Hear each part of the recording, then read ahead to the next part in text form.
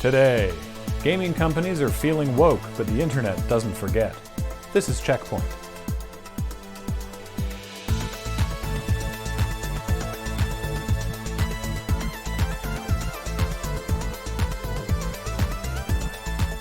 Welcome to CheckPoint. We know you've got an important call to make in a few minutes, so we'll try to hurry things up. Couldn't they just pause the video or watch it on 2x speed? Are they watching at 2x speed? Well, we'd better talk twice as slow.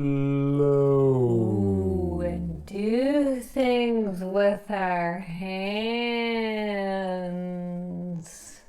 The biggest news of the week is the ongoing protests against police brutality and systematic racism in the United States. And that might seem a little outside the wheelhouse of a YouTube show that takes a satirical approach to covering news in the video game industry.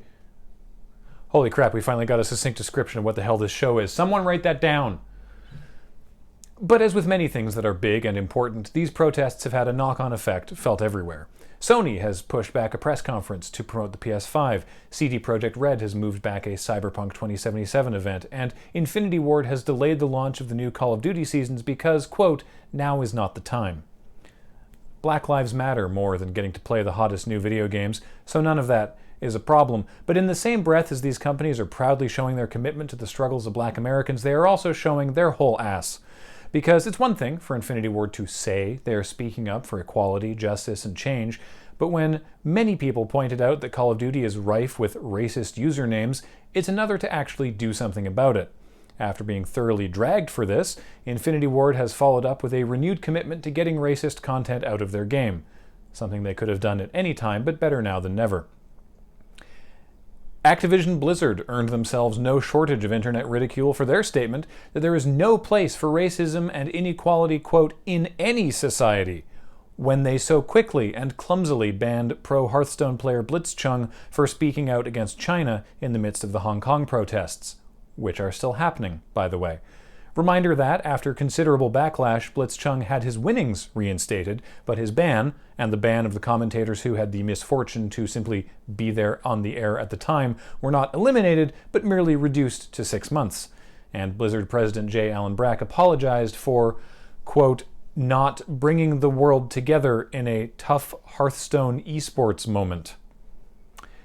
And Electronic Arts was another gaming brand to dust off the somber white text on black square for their supportive tweet, delaying some promotional marketing for Madden NFL 21, when they were reminded that just 2 years ago EA had censored a name drop of Colin Kaepernick from the Big Sean song Big Bank, which appeared on the soundtrack for Madden NFL 19. At the time, EA claimed it was an honest mistake, stemming from confusion surrounding the use of the name of a player who didn't appear in the game. An excuse that might be more convincing had EA not done the same thing the year prior, removing Kaepernick's name from the Mike Will Made It song Bars of Soap. In a more recent statement from Electronic Arts CEO Andrew Wilson, they say the company is now actually doing some things, including donating $1 million to the Equal Justice Initiative and the NAACP Legal Defense Fund, further double matching employee contributions and giving every employee a paid day off a year to volunteer in their community. Companies learned quickly that just saying Black Lives Matter is only lip service if they're not willing to back it up.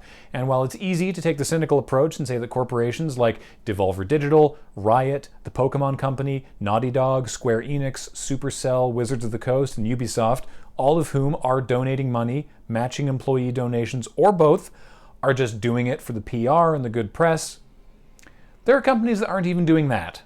For an extensive but not exhaustive list of places you can donate, please visit blacklivesmatters.card.co. Super Smash Bros. Director Masahiro Sakurai recently went on record to say, yes, he plays video games, other than the one he spent most of his waking life designing. No, you don't get to know which ones, and for God's sake, would all of you in countries abroad please stop asking?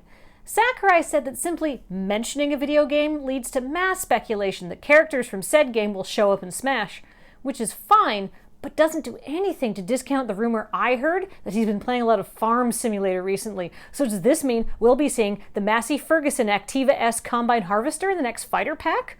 Or our deep dive of his Netflix account shows that he just watched all of Tiger King. So does that mean we're going to see Joe Exotic? Or is that just a feint to announce the Tiger, King from Tekken? Or is this three-dimensional chess and are we going to see Leopard Man 2 instead?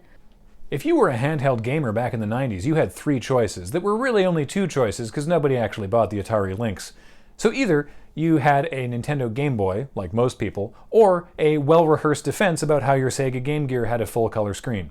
So if you fondly remember the GameGear, have $50 of disposable income, want to play 15 classic games and columns, and you have excellent near vision or a magnifying glass, then wow, Sega has a very specific product just for you. The GameGear Micro is not like those other miniaturized home consoles. It's extremely small. It's 3.14 inches across, a nearly 92% reduction in volume. The screen measures 1.15 inches across diagonally, which is more than half as small as the original. But the resolution is 240 by 180, which is much higher than the OG's 160 by 144, so I get that the original GameGear felt like it was the size of a family sedan, but this seems like a massive overcorrection. This teeny thing also comes in 4 colors, and each color has 4 different games. But why would you want more than one of these miserable eye strain machines? Well, you can order all 4 at once and get a scale remake of the Sega Big Window Magnifier, in case you didn't already look stupid enough. Oh, also, if you order all 4 GameGear Micros in red, yellow, blue, and black, you can also get one in a translucent smoke colorway, which doesn't work, but does make for a nice set of 5 suitable for framing, as they illustrate here. Who is this for? Why is this real? I'm already dealing with a lot right now. I don't need this. Riot's new shooter Valorant has emerged from its closed beta chrysalis and is now a beautiful full-release butterfly. And while it has left behind all of its old beta accounts, it did keep its receipts. So if you got banned for cheating during Valorant's beta, Riot remembers you, and you're still banned. This has made cheaters a little salty, especially since Riot's anti-cheat developer Matt Paletti said on Twitter that they would be lenient with most people who got banned during the beta.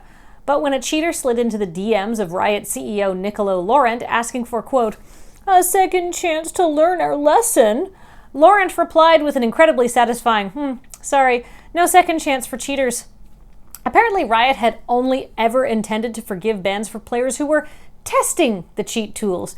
So if you were using a free cheat, you're out of luck. And if you're using a paid cheat, oh my god, that's hilarious. Oh, so that's Riot 1, Cheater 0. Next in the tournament bracket, Riot will be facing the Sexual Harassers, an opponent they've faced many times and just can't quite seem to do anything about. Hopefully Riot will see some success and move on to sweep the Racists in the finals, whose defeat has been a long time coming.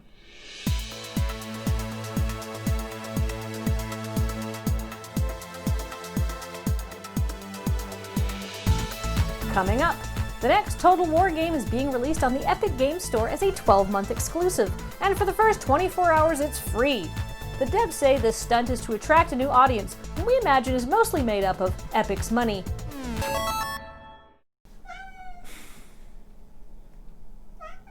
What?